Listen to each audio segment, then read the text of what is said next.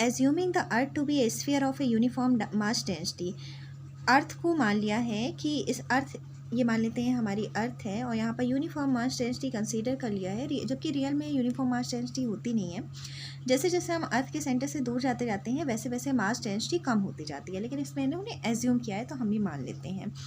फिर क्वेश्चन है, how much would a body weight half way down to the centre of the earth. अगर हम half radius तक, ये रेडियस कितनी होती है, आर ई होती है, अगर हम आर ई बाई 2 तक नीचे आते हैं तो इसका वेट कितना हो जाएगा। अगर इसका वेट सरफेस में, कोई बॉडी है इसका वेट सरफेस में कितना दिया हुआ है 250 न्यूटन, अगर हम कुछ डिस्टेंस आर ई बाई 2 तक नीचे आ जाते हैं तो इसका वेट कितना हो जाएगा, ये पूछ रहा है। वेट का मतलब क्या होता है, एक तरह से फोर्स कितना लगेगा, और फोर्स का फॉर्मूला क्या होता है, GME m/r²। इसमें अंतर क्या हो जाएगा भाई, अगर हमारा सरफेस पर रहता था तो सरफेस पर हम डायरेक्ट मास ऑफ द अर्थ रख देते थे और मास ऑफ द बॉडी रख देते थे, और रेडियस की जगह हम आर रख देते थे।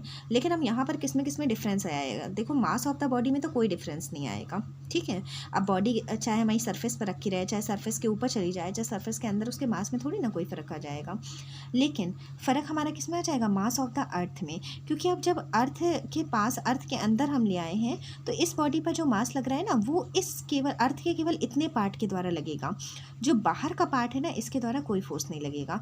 तो अब हम मास ऑफ द अर्थ नहीं रख सकते, हमें इतने पार्ट का केवल मास रखना होगा, तो हमें निकालना पड़ेगा कितना मास होता है। तो वो हम आसानी से निकाल सकते हैं, 4/3 πre³ अगर हम इस पूरी अर्थ को ले लेते हैं तो उसका मास कितना होता है, m होता है। अब इसकी रेडियस हमने, ये जो छोटा वाला पार्ट है ना, इसकी रेडियस हमने स्मॉल r मान ली, तो 4/3 πr³ का मास कितना होगा, इन दोनों का मल्टीप्लाई कर दिया, इसका डिवाइड कर दिया, तो हमें m डैश और m में एक रिलेशन मिल गया, m dash is equal to m/r³ अब m डैश की जगह रख लेंगे और r की जगह हम क्या रख सकते हैं, आर की जगह हम क्या रख लेंगे, चलो देखते हैं इसमें करके। एम डैश की हमने वैल्यू क्या रख ली, m/r³ r³ एक्चुअली कड़े आएगा, r³ से r² कैंसिल हो गया, हमारे पास स्मॉल r बचा। अब इस स्मॉल r की वैल्यू कहाँ से पुट करेंगे, हमने मान लिया था कि इस वाली ये जो बॉडी है ना, इसको x डिस्टेंस तक नीचे लाए हैं, ठीक। अब हमें स्मॉल r का मान निकालना है, तो ये पूरी रेडियस कितनी है, r ही। अगर इस पूरी रेडियस में अगर हम ये x माइनस कर दें तो ये हमारे पास इतनी ही डिस्टेंस बचेगी ना, तो इसीलिए हमने स्मॉल r की जगह रख दिया है r e माइनस x, जहाँ पर x आपका कितना होगा, उसने कहा है हाफ रेडियस तक हम नीचे लाए थे, मतलब अगर पूरा आर ई है तो हम आर ई बाई 2 तक नीचे लाए हैं, तो बाद में हमने x की value R E by 2 put कर देंगे।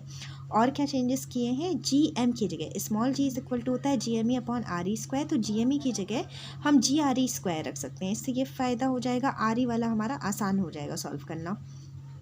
तो g की जगह हमने GRE² रख दिया, तो ये वाली इक्वेशन इस तरह बन गई।